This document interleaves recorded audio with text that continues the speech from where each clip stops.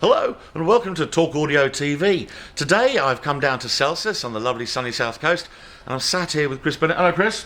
Hi Adam, how are you? Oh, very well. I've asked this man to pull a whole bunch of stock out and pile things up because I wanted to talk to you guys about JL Audio bass boxes. I just said, let's have a look at the BassWedge, and Chris Sand says, no, there's a story. So tell us about it. We've got three very different products here, including that little thing on your lap. What exactly, let's start with the littlest one. What is that little box you have there? Well, basically, Adam, this is JL Audio's low-profile 8W3 enclosure.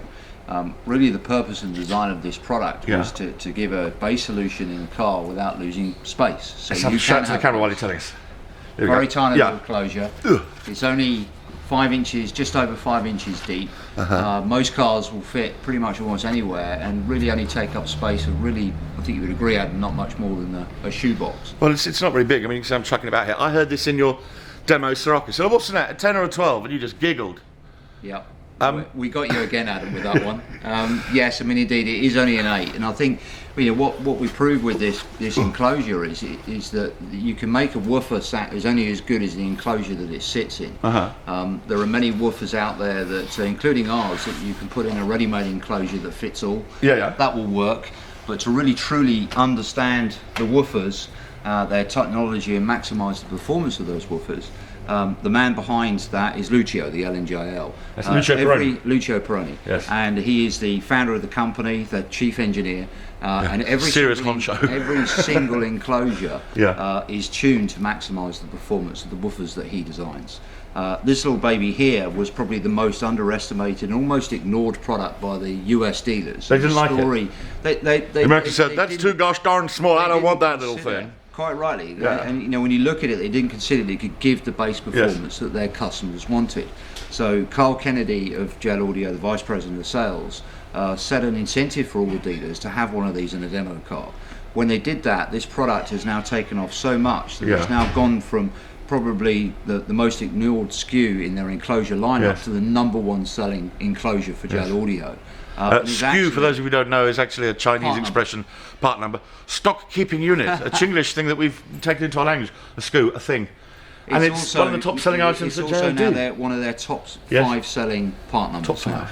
Which is incredible, and it just goes to show that hearing really is believing. And I know, Adam, you heard it in the Sirocco. I was kind of like, as did many customers, and it just defies belief. And I would strongly recommend anybody to audition this product. Check out this one. Meanwhile, the one on the top, this is a high output box. It is indeed. And I've seen these in 2 or 3 shapes and sizes, but the big plot with this one is this sort of little hole here.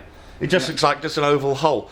But I do know that this is one of those sort of play the high output box and people start swearing, exclaiming and going, golly gosh. So what's the story with Ho boxes? Well, Ho actually stands for, although we're through the seasonal period now for Christmas, but Ho actually stands for high output. Yes.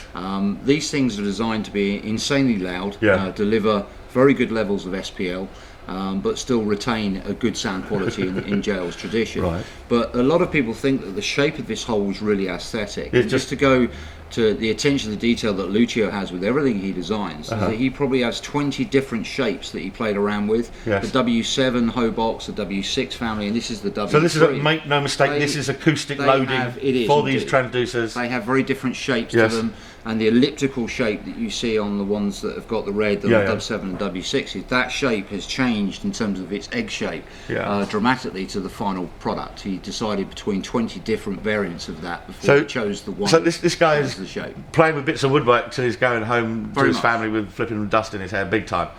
There's a very famous line of home woofers as well. The chap called Richard Lord, he used to spend all his time messing around with ports and boxes, and the result is that they're some of the most respected around. So, but just a piece of history. But these are the top products. This is not a sort of cheap end item. These are built in Florida, but Lucio does all his testing, and I do want to make this point that he does all his testing in a car. In fact, his car of choice is a PT Cruiser. It's famous. He drives around in the early hours of the morning in Florida, testing all of the products that he builds. And that sounds like good fun. Booming the streets of Florida. All of these enclosures would have gone into that car and been tested in that environment.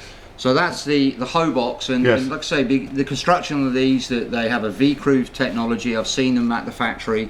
The CNC machines that they use, pucker woodwork. It'll be always one piece of wood. Yes. It's all kept together. They cut out the V grooves, and basically the whole thing folds up. And, Yes. and anybody in carpentry will tell you that when you get a good glue joint, it's Yeah. actually stronger than the wood itself. Yeah, yeah. And that's really important with a construction enclosure, that it's rigid. And we always say to anybody, if you're going to design your own enclosure, brace, brace, and brace again. Yes. Because the more solid you make the enclosure, the better performance you get from the woofer. However, High-end, reasonably expensive option. these are expensive. But the big story, the one I was getting excited about as well, is the slot-ported BassWedge. It is indeed. Which is this big box at the bottom with the hole that you can actually, stick your hand up. There's two. What are the woofers in this? These are the W0s. Right. So this is the affordable one. We did. There's a video for the 15W0. With Steve Teresi on. Yes, Yeah. with Steve in it himself.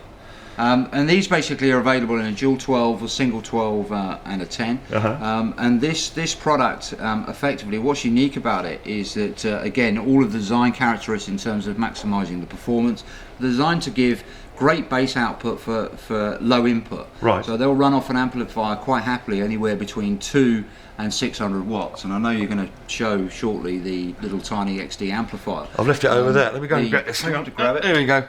This little These tiny are so baby cute. here. This is the. It's a 200 watt the amplifier. Look at this. Look, 200 watt amp. That's my hand. That's the 200 watt amp. And here's how cute and attention to detail. The little badge on the front. You install it first, but then you put the little badge on last of all. How cute is that? And this is the new face of Class D. All the connections on the end there. What are those 4 plug holes? Are they is that a proprietary speaker sockety system? I can't see what you're pointing at.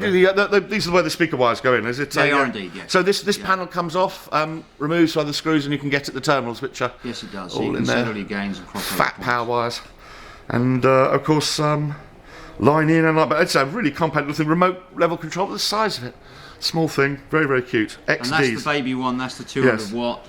That will quite happily run the single 12 version of this. Oh, really? The dual 12, we do a 600 watt mono of this this range. It's only slightly bigger, and that will quite happily run the dual 12 as well.